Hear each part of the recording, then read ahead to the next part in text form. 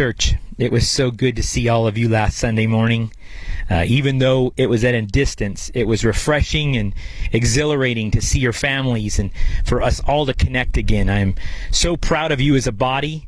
In this season, our church doesn't take an offering, and I didn't have to remind you of your giving. You gave because it was in your heart to give.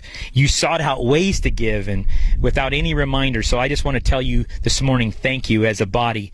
This morning I'm coming to you from the desert, from the wilderness. Connie and I are social distancing from a solitary place. As you can see, there is no one for miles. It's in these occasions when we withdraw to the desert or to the mountains or wherever we go, it's this time of refreshing where we can get alone with God. We have said it over and over. It is out of intimacy that ministry flows. It's out of intimacy that ministry is birthed. In the book of Luke 5:16, it says that Jesus often withdrew to lonely places and prayed. It's interesting that Jesus withdrew often, and one translation says frequently. And the word desert there doesn't specifically mean like this, a desert. It just means to an unpopulated place, a solitary place. And it's ironic that God richly grants His presence and provision for those seeking Him from these places of intimacy with Him. In Luke 9:10, it says, when the apostles returned, they reported to Jesus what they had done. Then He took them with Him, and He withdrew by themselves to a town called Bethsaida. Once again, He got them alone. He took them away from the crowd. See, during my study this week, I realized that how many times this theme is repeated. Jesus, throughout the Gospels, this wasn't just a once-in-a-while theme, but Jesus withdrew constantly to pray or get alone. I began to think about all the great men of the Bible who found intimacy in the wilderness. John the Baptist, Paul, Moses, David. Think about David. David's tending his sheep so far out that they had to, remember when Samuel came to anoint him as king? They had to wait for him to get there. And Elijah. See, for many, this was the training ground. This is where intimacy with God built their ministry.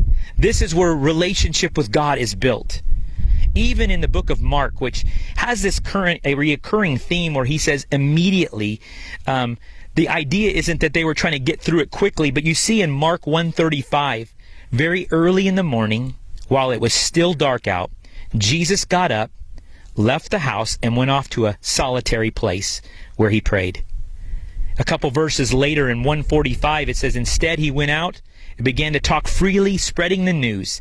As a result, Jesus could no longer enter a town openly, but stayed outside in lonely places. Yet the people still came to Him from everywhere.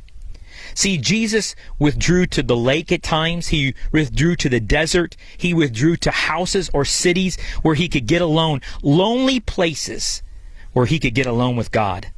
It reminds me of how He says about how we're supposed to pray. In Matthew 6:6, it says, but when you pray, go into your room, close the door, and pray to your Father who is unseen. Then your Father who sees what is done in secret will reward you. See, this present situation has forced us into solitude, to withdraw in many ways.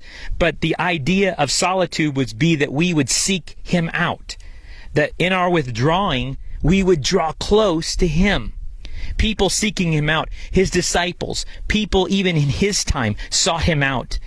In Galatians, Paul mentions that he spent the first 3 years of his life in the desert preparing for ministry, and where Jesus would specifically teach him. In reviewing Paul's ministry, it's interesting and fascinating that Luke, the author of Acts, spends only 16 verses describing the first 14 years of Paul's work in ministry. And then after that, 16 chapters detailing the next 10 years of his life, starting with his first missionary journey. See, that preparation is so important. Benjamin Franklin said it like this, by failing to prepare, you are indeed preparing to fail. Just because I mentioned last week that we are not to follow the world's conspiracies, this does not mean that we stick our heads in the sand.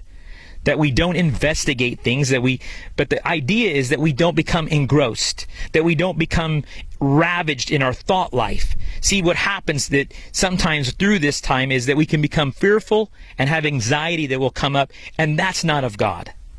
It's our thoughts should be filled with Him. Our thoughts should be reflecting Christ. Even Jesus' life was consumed with prayer and how He would come to the Father. The writer of Hebrews talks about it in Hebrews 5:7. It says, during the days of Jesus' life on earth, He offered up prayers and petitions with fervent cries.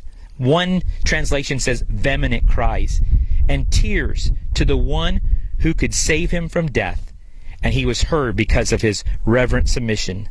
In the wilderness, I cry out. In the wilderness, I'm being prepared. In the wilderness, I find intimacy.